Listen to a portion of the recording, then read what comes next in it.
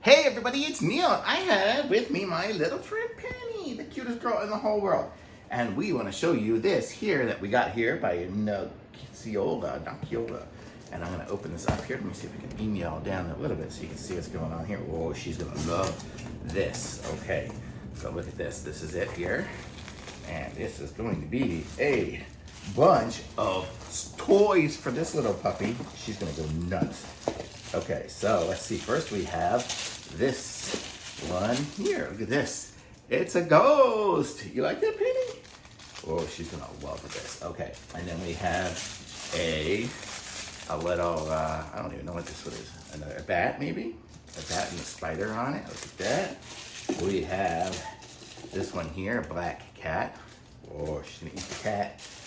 We have this one here. Super cute. We have this one here. Okay, and these are all like, there's no stuffing in them, but they got the crunchy stuff in them, and they have a Squeaky. So we're gonna put her down and watch her go to town on this. She's just gonna probably take it and run away. But let's see. There you go, Penny. Good girl. Good girl. Penny. Oh, well, she ran away already. Good girl. Come get it. Come get it. Good girl. Well, she took it and ran away. She loves it. Thumbs up.